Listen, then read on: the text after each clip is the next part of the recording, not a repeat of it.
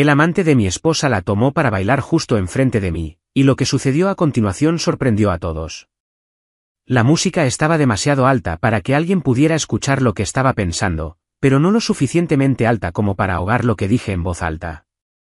Oye, Jules, ¿quieres decirle a él de quién es el nombre que todavía figura en la hipoteca? Sí, eso fue lo que dije.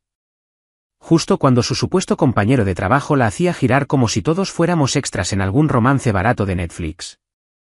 El DJ se quedó helado. Las luces no. Todos los demás sí. Se podía sentir como el sonido desaparecía de la sala, como si alguien hubiera succionado todo el aire. Un par de teléfonos se levantaron, unas cuantas toses falsas.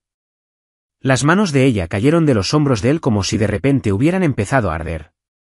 Yo no me inmuté. No parpadeé. Ya había terminado de parpadear. Retrocedamos. No mucho. Solo 15 minutos antes. Me dijo que esperara junto a los aperitivos. Lo recuerdo claramente porque estaba de pie junto a una bandeja de zanahorias encurtidas cuando la vi inclinarse y susurrarle algo al oído. Luego, ambos se rieron. No era una risa normal. Era esa risa contenida, con la boca cerrada, como si tuvieran una broma interna y yo fuera el de fuera. 3 minutos después, él le tomó la mano. 3 minutos. Como si yo ni siquiera estuviera allí. Como si yo no hubiera ayudado a su madre a mudarse de apartamento la semana pasada porque él estaba ocupado con reuniones de clientes. Como si yo no hubiera perdonado el cargo del hotel de Boston del mes pasado que apareció bajo el nombre de Edmond Lux Spa. 2 huéspedes. No soy tonto. Tampoco soy conflictivo. Normalmente dejo que las cosas reposen, hiervan, se agiten silenciosamente en mi pecho mientras me digo a mí mismo que solo estoy pensando demasiado otra vez. Pero esta noche fue diferente. Algo en ver al hombre que ella juraba que era solo un jefe de equipo llevarla a la pista de baile como si fuera el dueño del lugar. Eso me hizo algo. Como si mi columna vertebral finalmente se hubiera cansado de doblarse. Les dejé tener su pequeño giro. Incluso les di el primer verso de la canción. Les dejé acomodarse en la mentira. Luego, crucé la pista. Mis zapatos resonaban incluso por encima del ritmo. Y cuando me paré justo a su lado, lo suficientemente cerca como para oler su colonia cítrica, no levanté la voz. Simplemente lo dije. Oye, Jules. ¿Quieres decirle a él de quién es el nombre que todavía figura en la hipoteca? Y en ese momento, me miró como si yo fuera el extraño. Me miró como si él fuera la persona con la que había venido. Y así, de repente, la fiesta cambió para siempre. Nadie se movió al principio, ni siquiera él. Dorian se quedó allí, todavía sosteniendo la mano de mi esposa como si la música no se hubiera detenido, como si el momento no acabara de hacerse añicos en 1000 pedazos bajo nuestros pies. Jules tampoco dijo nada. Sus ojos se movieron de los míos a los de él, como si estuviera calculando los daños en tiempo real. Como si estuviera esperando a ver quién se acobardaba primero. Pero subestimó una cosa. Yo no tenía nada que perder en ese momento. Porque la verdad es que no me enteré de lo suyo esta noche. No, lo sabía desde hacía 46 días. 46 días fingiendo no notar la nueva contraseña del teléfono, las cenas tardías con clientes, la repentina obsesión con el pilates. 46 días comiendo sobras calentadas en el microondas solo mientras ella se quedaba fuera desarrollando campañas. 46 días pretendiendo que el sofá no olía a una colonia que yo no uso. Esperé porque necesitaba pruebas, porque no quería ser el marido paranoico que incendia su matrimonio por una corazonada. Rastreé las cosas en silencio. Patrones, llamadas, un cargo de un estacionamiento en una parte de la ciudad donde ella nunca tenía reuniones. Un recibo de un servicio de transporte que la dejó a 6 manzanas de nuestra casa a medianoche. Una tarjeta de hotel que se le cayó del bolsillo de su abrigo cuando lo tiró en la silla de la cocina. Pero esta noche fue diferente. Esta noche, me ofreció el regalo de su traición en público. En bandeja de plata, frente a sus compañeros de trabajo, frente a mí, frente a Dorian, que todavía no le había soltado la mano. Te estás poniendo en ridículo, dijo finalmente Jules, liberando sus dedos.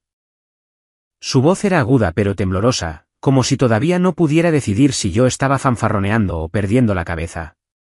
Me acerqué más, bajé la voz lo suficiente para que solo ellos dos pudieran oír.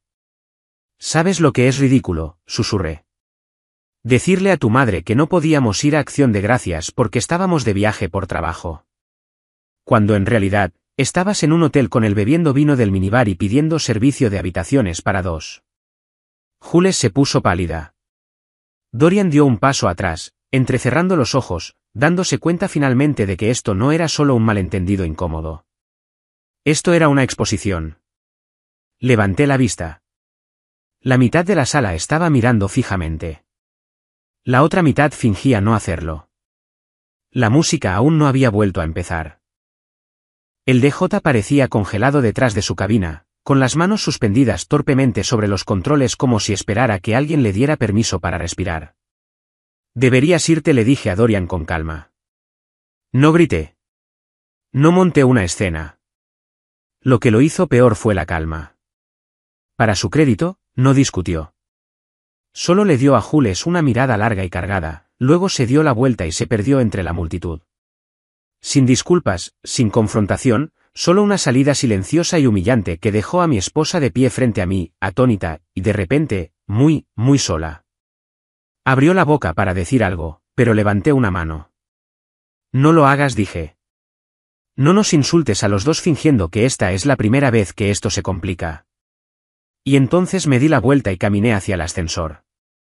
No corrí. No di portazos ni provoqué una escena. Simplemente la dejé allí de pie, con su vestido perfecto, frente a sus colegas perfectos, bajo esas luces perfectas de la azotea, sosteniendo los fragmentos de la mentira que había construido cuidadosamente. No sabía qué iba a hacer a continuación, pero sabía que ya no implicaría fingir. Cuando entré en el apartamento, estaba en silencio.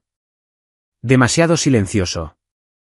No el tipo de silencio pacífico que tienes después de un largo día, sino el tipo de silencio tenso y vibrante que te oprime el pecho como una respiración contenida. Lancé mis llaves sobre la encimera y me quedé allí unos segundos, dejando que la oscuridad se asentara a mi alrededor. No encendí las luces. No lo necesitaba. Conocía este lugar de memoria. El azulejo astillado junto a la nevera, la tabla suelta cerca del pasillo, la esquina de la mesa de la cocina que siempre se enganchaba en la trabilla de mi cinturón. Era nuestro hogar. Todavía parecía nuestro hogar, pero ya no reconocía lo que vivía dentro de él. Y la peor parte es que ni siquiera estaba sorprendido. El dolor en mi pecho se había atenuado hasta convertirse en algo más pesado. No pena, no ira, solo una especie de peso. Entré en el dormitorio, abrí el cajón superior de su mesita de noche y saqué lo que juré que no usaría. El segundo teléfono. Lo encontré hace 2 semanas, escondido detrás de una pila de revistas de viajes que no había tocado en años. No tenía funda, ni pantalla de bloqueo, solo una pizarra limpia de hilos de texto y llamadas nocturnas. No la confronté cuando lo encontré.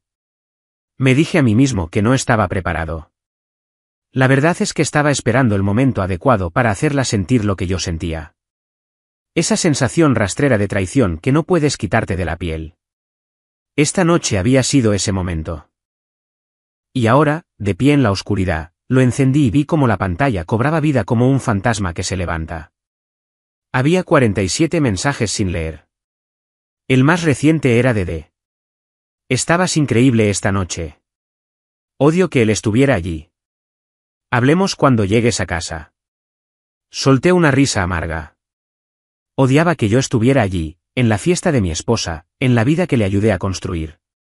Había algo tan absurdo en todo esto, como si yo fuera el intruso en mi propia historia. No respondí. No borré nada. Simplemente dejé el teléfono, abrí la ventana y dejé que el aire frío me despertara de una bofetada. Y entonces llamaron a la puerta. No a la principal, a la de atrás, lo cual era extraño. Vivíamos en un 3er piso, y la entrada trasera solo la usaban los repartidores o los vecinos que se escapaban para fumar. Dudé, caminé en silencio por la cocina y miré por la cortina. Era Nena. No la había visto en semanas. La vieja amiga de Jules, la que dejó de venir después de que las dos tuvieran una pelea por algún drama de límites personales. En ese momento, Jules le restó importancia. Dijo que Nena era criticona y demasiado intensa. A mí siempre me había caído bien Nina. Hacía preguntas de verdad. Te miraba a los ojos cuando respondías. Abrí la puerta. No dijo hola. Ni siquiera preguntó si podía entrar.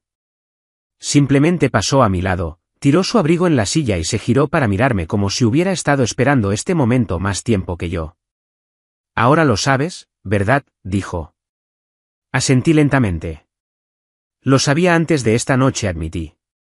Pero esta noche lo confirmó. Nena se cruzó de brazos. Bien. Entonces finalmente puedo contarte el resto. La sangre se me heló. Me senté sin decir una palabra y ella me siguió. Y fue entonces cuando lo dijo. Fue entonces cuando me contó algo sobre Dorian que hizo que toda la fiesta, los mensajes de texto, incluso la tarjeta del hotel pareciera insignificante. Porque lo que reveló había estado sucediendo durante mucho más tiempo de lo que pensaba. Y no solo involucraba a mi esposa. Nena no perdió el tiempo con preámbulos o historias de calentamiento. Habló con esa certeza exhausta que solo proviene de llevar un secreto durante demasiado tiempo, como si hubiera ensayado este momento 100 veces sola en su apartamento, esperando que alguien, quien fuera, estuviera finalmente listo para escucharlo. No dejé de venir porque Jules y yo discutiéramos, comenzó, su voz baja, cuidadosa. Dejé de venir porque la encontré en el apartamento de otra persona. La miré, confundido. ¿De quién? Ella no parpadeó. De Dorian. Dejé que el silencio flotara entre nosotros por un segundo, aunque esa parte no me sorprendió exactamente. Ya había asumido esa parte. Demonios, los vi bailar como si nadie más estuviera en la habitación hacía solo unas horas. Pero Nena continuó. Eso fue hace casi un año. Eso sí que me detuvo. Un año, repetí. Pero ella solo empezó a trabajar con él hace 6 meses. Nena se inclinó hacia adelante, apoyando los codos en las rodillas como si intentara acercarme más la verdad. Él no era su compañero de trabajo entonces. Era el mío. De repente, todo se distorsionó. Mi mente se tambaleó como si alguien hubiera soltado la gravedad en la habitación. Intenté aferrarme a ese detalle, pero no tenía sentido. La miré, esperando el chiste, la aclaración, pero no llegó nada. ¿Trabajabas con él? Asintió brevemente. Formaba parte de una firma de estrategia antes de cambiar de carrera. Él entró como contratista. Un verdadero encantador. Siempre tocaba accidentalmente los brazos de la gente cuando hablaba. Recordaba los cumpleaños de todos. Llevaba esas camisas de botones perfectamente ajustadas. Energía de manipulador clásico. La gente lo adoraba. ¿Y Jules? Nena desvió la mirada por un momento, luego volvió a encontrar mis ojos. Se llevaron bien de inmediato. Noté la forma en que lo miraba, como si ella estuviera hambrienta y él fuera el buffet. No dije nada al principio, pero luego los encontré en un evento que organizábamos en la ciudad. El lugar estaba medio cerrado por reformas, y volví a buscar mi bolso al camerino. Y allí estaban, con el vestido de ella a medio subir, el cinturón de él desabrochado, susurrando cosas como si estuvieran solos en el mundo. Mi estómago se retorció. Sentí calor, ira, humillación, todo de nuevo. ¿Y no me lo dijiste? Lo intenté, dijo, sonando a la defensiva ahora, pero sabía cómo se vería.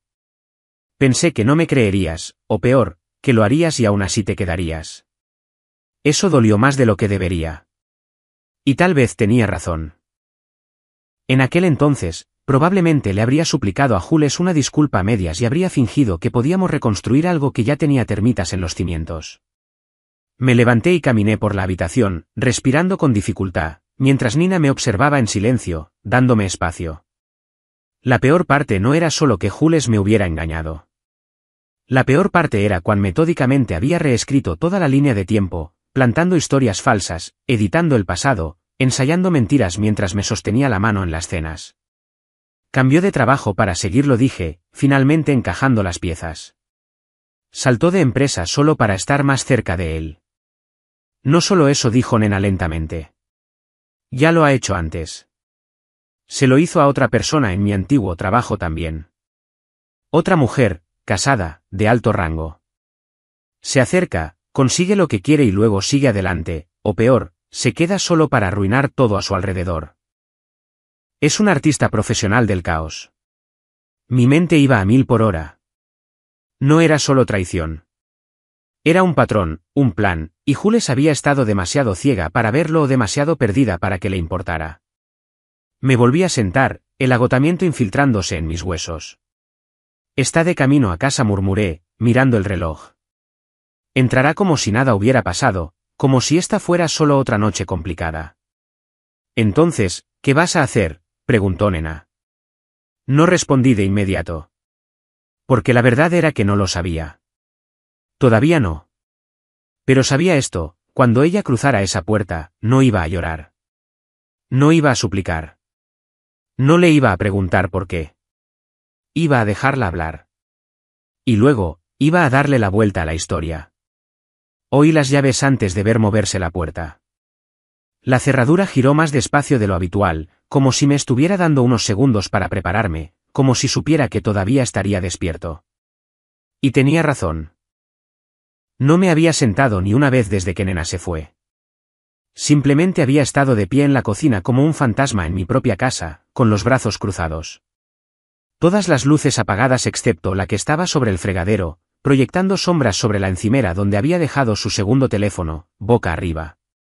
La puerta se abrió con un crujido. Al principio, pensé que estaba sola. Entró en silencio, con los tacones en la mano. El bajo de su vestido verde estaba arrugado en su puño como si le estuviera ahogando la muñeca. Miró a su alrededor como si esperara algo. Un grito, un vaso roto, una maleta junto a la puerta. Pero no le di eso.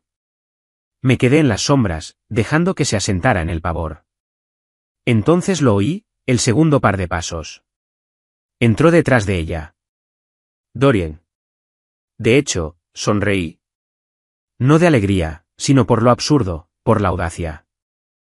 La siguió adentro como si ya lo hubiera hecho antes, como si perteneciera aquí, como si las últimas 5 horas no hubieran detonado su secreto en público. Se había cambiado de camisa.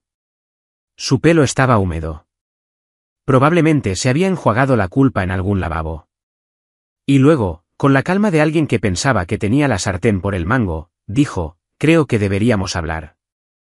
No, Jules, él. Ella miraba entre nosotros como si fuéramos dos corrientes opuestas y ella fuera el cable tenso en medio, pero no habló. Simplemente dejó caer sus tacones, se apoyó en la pared y esperó. Yo no me moví. Quería ver hasta dónde llegaría esto, cuán profundo cavarían la tumba. Dorian dio un paso adelante. Mira, sé que estás enfadado. Lo interrumpí con una mano levantada. Simplemente no lo hagas. Frunció el ceño. No queríamos que pasara de esta manera. Intenté mantenerme alejado. Me reí en voz alta, pero sin alegría. ¿Intentar mantenerte alejado? Has estado en mi casa. Has usado mis toallas. Te has sentado en mi sofá. Se quedó en silencio. Jules finalmente habló. Su voz era pequeña, ensayada. Meryl, no lo traje aquí para hacerte daño. Lo traje porque este fingimiento es peor. No quería mentir más. Me volví hacia ella completamente, saliendo de la luz de la cocina. Mi rostro debía parecer muerto detrás de los ojos porque la vi estremecerse un poco, como si hubiera olvidado que todavía podía sentir algo. ¿Y qué?, pregunté. ¿Lo trajiste aquí como una especie de estrella invitada retorcida? ¿Se suponía que nos sentáramos y resolviéramos esto juntos? ¿Como un equipo? Dorian abrió la boca de nuevo, pero yo hablé primero. Sabes que ella no es la única, ¿verdad? Parpadeó. ¿Qué? Señalé su teléfono en la encimera. Lo he leído todo. Y he hablado con alguien más. Nena, ¿la recuerdas? Jules reaccionó. Sus ojos se abrieron de par en par y juraría que por un segundo perdió el equilibrio. Vino, continué, me contó sobre la última mujer antes de Jules. Y la anterior a esa. Me contó cómo te deslizas en la vida de la gente como el moho, lenta y silenciosamente hasta que todo se pudre desde dentro. La mandíbula de Dorian se tensó. Se volvió hacia Jules, pero ella ya estaba negando con la cabeza. Me dijiste que estaba loca, susurró ella. Él no respondió.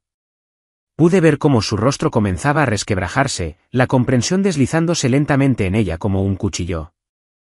La de que no era especial, que no era una gran historia de amor, que simplemente era la siguiente. Le dijiste que me dejarías, dije, esta vez a Jules. Y apuesto a que le dijiste lo mismo a la anterior, pero lo único que dejaron atrás fue evidencia. Comenzó a llorar. Pequeños sollozos controlados, como si no quisiera dejarlo salir todo de una vez. Dorian se quedó quieto. Ahora sabía lo que era esto. No una negociación, un ajuste de cuentas. Esto es lo que va a pasar, dije de repente, con firmeza. Se van a ir, los dos, ahora mismo. Van a ir al hotel en el que sea que él se haya instalado esta vez y yo voy a empacar algunas cosas, y cuando vuelva mañana, no estarán aquí. Habrá una carta de un abogado en tu bandeja de entrada para el mediodía. Mary. Empezó Jules, pero levanté la mano de nuevo. No. Ya no tienes derecho a hablar. Tú tuviste meses. Yo me quedo con esta noche. Por una vez, no discutió. Recogió sus zapatos, caminó hacia la puerta. Dorian la siguió. Nadie miró hacia atrás. La puerta se cerró. Y yo me quedé allí, en el mismo silencio con el que había comenzado la noche. Excepto que ahora el silencio no dolía. Se sentía limpio, como el sonido justo antes de un nuevo comienzo. La mañana siguiente no se sintió como una mañana. Se sintió como las secuelas de una explosión. Me desperté en el sofá con el cuello en un ángulo extraño y la luz del sol arrastrándose por el suelo como si intentara no molestar nada. Durante los primeros segundos, realmente olvidé dónde estaba. Luego recordé el silencio, la puerta, su partida con él. La forma en que ella no se resistió. No había dormido mucho. Mi mente se había estado devorando a sí misma toda la noche, atrapada en bucles, reproduciendo conversaciones con nuevos significados. Viejos momentos ahora infectados por lo que sabía. Los retiros de clientes. El misterioso perfume en su bufanda. Esa vez que llegó tarde a casa y se quedó demasiado tiempo en la ducha, más de lo habitual.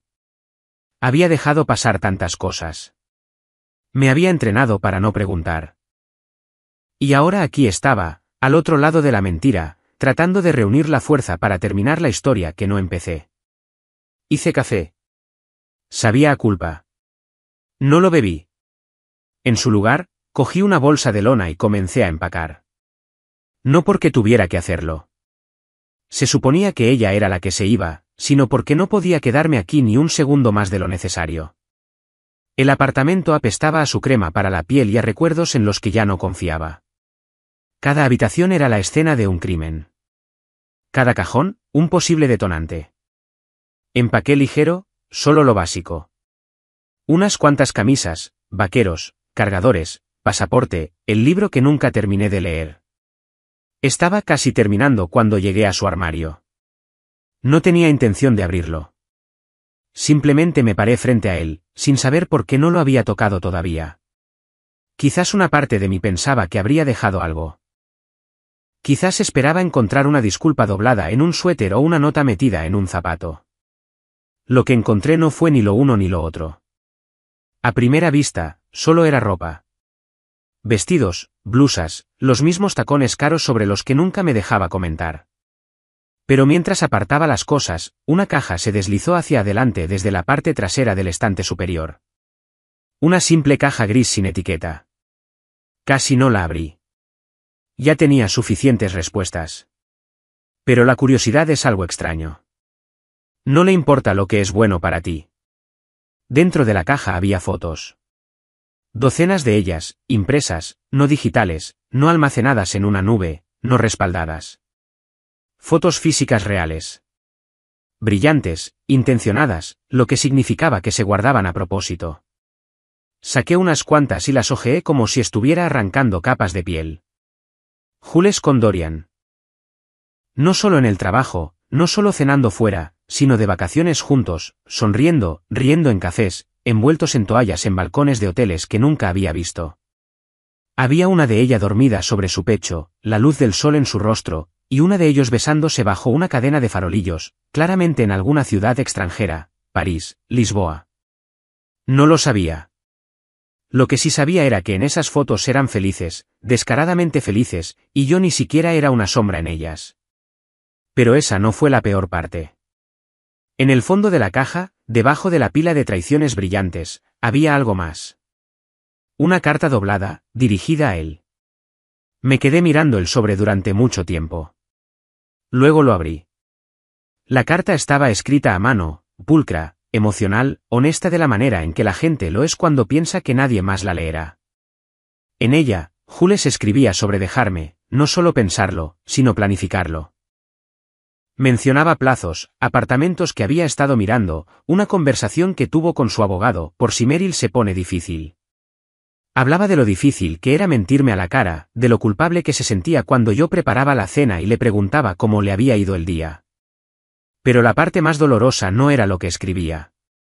Era la fecha en la carta. Hace 10 meses. 10 meses. Llevaba casi un año planeando esto. Mucho antes de que yo supiera nada. Mucho antes de que sospechara algo. Así que todas esas noches en las que pensé que estábamos reconectando, todo el esfuerzo que hice por salvarnos. Ya había terminado. Simplemente no me lo había dicho. Volví a meter todo en la caja, la sellé con cinta adhesiva y la etiqueté como verdad. Y no lloré. No me enfurecí. Simplemente me quedé allí sosteniendo esa caja como si no pesara nada y todo a la vez. Y me di cuenta de que esto no era un corazón roto. Era una navaja. No solo me había engañado. Me había reemplazado en su futuro. Y la peor parte es que lo había hecho parecer fácil. No supe a dónde conducía hasta que estuve a mitad de camino. La caja estaba en el asiento del copiloto, sellada con cinta adhesiva, todavía marcada con la palabra verdad en un grueso rotulador negro. No traqueteaba ni se movía cuando giraba en las esquinas. Simplemente estaba ahí, pesada de maneras que no dependían del peso. Había salido del apartamento hacía 30 minutos sin un plan claro. Solo el instinto crudo de que necesitaba poner esta traición en algún lugar, un lugar donde no pudiera seguirme, un lugar donde pudiera hacer lo que estaba destinada a hacer. Herir a alguien más por una vez. Y entonces me di cuenta de a dónde iba. A casa de sus padres. Los padres de Jules, Margaret y Hank, vivían a unos 40 minutos de la ciudad en una granja restaurada con papel pintado floral y una cafetera que nunca se apagaba. Me querían. Adoraban a Jules, obviamente, pero siempre decían que yo sacaba su lado más tierno, que sonreía más cuando yo estaba cerca, que parecía centrada, menos caótica. Margaret una vez me llevó aparte y dijo, gracias por darle a nuestra niña una vida tranquila. No creció con una. No lo hice por ellos. Lo hice porque la amaba, tonta y completamente. Pero ahora merecían saber en quién se había convertido su hija. Cuando entré en el camino de grava, era poco después del mediodía, un día laborable soleado. Su porche estaba decorado con calabazas falsas y una corona de otoño que parecía haber sido pegada por alguien llamado Cheryl en una feria de artesanía de la iglesia. Me quedé en el coche unos segundos, con el motor en marcha, preguntándome si estaba cruzando una línea. Pero la línea había desaparecido hacía mucho tiempo, quemada, rota detrás de mí. Agarré la caja y subí los escalones. Margaret abrió la puerta en zapatillas, sus ojos iluminándose con el tipo de calidez que lo empeora todo. Meryl, ¡qué sorpresa! Hola, Margaret. No me quedaré mucho. ¿Solo? Necesito dejar algo para Jules. Su sonrisa vaciló ligeramente.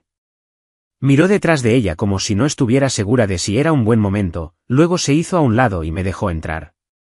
La casa olía a canela y pino viejo. Siempre lo hacía. Entré en la sala de estar y coloqué suavemente la caja en su mesa de café, con cuidado de que no hiciera ruido. Margaret la miró, luego a mí, su sonrisa ya desaparecida, reemplazada por algo más tenso, más maternal. ¿Está todo bien?, preguntó. Asentí una vez. Lo estará. No insistió. Eso era lo que siempre me había gustado de ella. Leía la tensión como un segundo idioma, pero nunca hacía el tipo de preguntas que lo empeoraban. Antes de irme, le entregué un sobre. Ella sabrá lo que significa, dije. Era una carta que había escrito esa mañana después de empacar. No una nota de venganza, no un desahogo furioso, solo un simple recuento de lo que sabía, cuando lo supe y cómo planeó su salida como una operación militar mientras yo todavía le preparaba el café y me preocupaba si pasábamos suficiente tiempo juntos. Incluí fotocopias de las fotos, la carta a Dorian. Lo hice limpio, organizado, innegable. Al final, escribí, no quiero hacerte daño. Quiero liberarte de la mentira que has construido.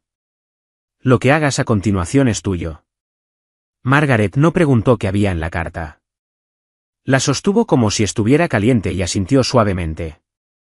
Cuando volví al coche, sentí algo extraño. ¿Paz? No triunfo. No satisfacción. Solo una delgada capa de quietud bajo mis costillas que no había estado allí en semanas. Pero no duró mucho, porque cuando volví al apartamento esa noche, algo andaba mal. La puerta principal estaba entreabierta. Solo un poco. No pateada, no rota, solo abierta, como si alguien quisiera que pareciera que no había pasado nada. Entré lentamente. Las luces estaban encendidas. Mi bolsa de lona había desaparecido. La caja de cuchillos de cocina estaba sobre la mesa. ¿Abierta? La llamé por su nombre una vez. No hubo respuesta. Me moví por el apartamento habitación por habitación, con el corazón latiendo con fuerza, cada instinto en alerta máxima. Entonces lo vi en el dormitorio. No a Jules, sino una nota clavada en la almohada con uno de los cuchillos de la cocina. 4 palabras. No se suponía que lo hicieras. Eso era todo. Sin nombre, sin firma, solo eso. Y de repente, toda la historia volvió a dar un vuelco, porque ahora no era el único que observaba. Me quedé allí mirando esa nota durante tanto tiempo que me olvidé de respirar. Mi primer pensamiento fue irracional, que Dorian había vuelto, que quizás había cruzado algún tipo de límite que ninguno de los dos se dio cuenta de que existía hasta ahora. Pero no, este no era él. Ni siquiera era Jules. Porque la letra no era la suya. Y fue entonces cuando el miedo se transformó en algo completamente diferente, confusión. Caminé por el apartamento durante 20 minutos, revisando todo 2 veces. Puertas, ventanas, cajones, armarios, todo intacto. No faltaba nada, no había señales de entrada forzada. Quienquiera que hubiera estado aquí, se había metido en silencio y había dejado la nota en un lugar que no podía pasar por alto. Y el cuchillo, eso no era una amenaza. Era un símbolo. Jules siempre decía que los cuchillos de cocina eran demasiado íntimos para ser casuales. No lo entendí entonces. Ahora sí. Tomé la nota, la sellé en un sobre y la guardé en el cajón con el segundo teléfono. Ya no necesitaba respuestas. Ni de ella, ni de él, ni siquiera de quienquiera que la hubiera dejado. Ya tenía lo que había venido a buscar, claridad. Y eso significaba que finalmente podía empezar a vivir una vida que no implicara descifrar los secretos de otra persona. Los días siguientes pasaron lentamente, pero sin dolor. Volví al trabajo, le dije a la gente que nos habíamos separado y la mayoría no preguntó por qué. No lo ofrecí voluntariamente. Cuantas menos personas tocaran esa herida, más fácil podría cerrarse. Jules no volvió. No envió mensajes de texto. No envió correos electrónicos. Yo tampoco me puse en contacto. Ese capítulo se había cerrado solo en el momento en que ella le dejó seguirla a nuestro apartamento como si yo ya me hubiera ido. Nena me llamó un par de veces. Me ofreció su sofá si lo necesitaba, pero le dije que estaba bien. Finalmente, me reuní con ella para tomar un café un sábado lluvioso. No fue una cita, solo 2 personas que habían sobrevivido al mismo incendio calentándose las manos con lo que quedaba. Y entonces llegó el momento que no esperaba. Recibí una carta escrita a mano. Sin remitente, sin nombre, solo un sobre en blanco con mi nombre. Dentro había una nota corta. Pensé que me estaba salvando, pero no era así. Solo te estaba borrando. Ahora lo veo. Espero que algún día me olvides de una manera amable. Era Jules. No había ninguna súplica de perdón. Ningún acéptame de nuevo. Solo la verdad. Una verdad silenciosa, frágil y tardía. Y por primera vez en meses, no me sentí vacío después de leer sus palabras. Me sentí terminado. Verdadera y finalmente terminado. Ese fin de semana, fui al lago, un lugar que no había visitado desde que éramos recién casados. Me alojé en una pequeña cabaña alquilada. No llevé teléfonos, ni internet, solo un cuaderno y una promesa a mí mismo: no pases el resto de tu vida recordando solo lo que te rompió. Escribí. Caminé. Dormí sin rechinar los dientes. Y al tercer día, mientras el sol se ponía bajo sobre el agua, sentí que algo regresaba a mi pecho. Algo que no había sentido en mucho tiempo. Paz. No del tipo falso que fuerzas frente a los amigos. Del tipo real. El que no pide permiso. El que susurra: todavía estás aquí. Sigues siendo tú. Y eso es suficiente. Así que no. El final de esta historia no fue dramático. Ni una pelea a gritos en un tribunal. Ni una confrontación de Hollywood. Terminó conmigo, de pie, descalzo en un muelle, respirando un aire que ya no se sentía prestado. Ella perdió un esposo. Él perdió la emoción.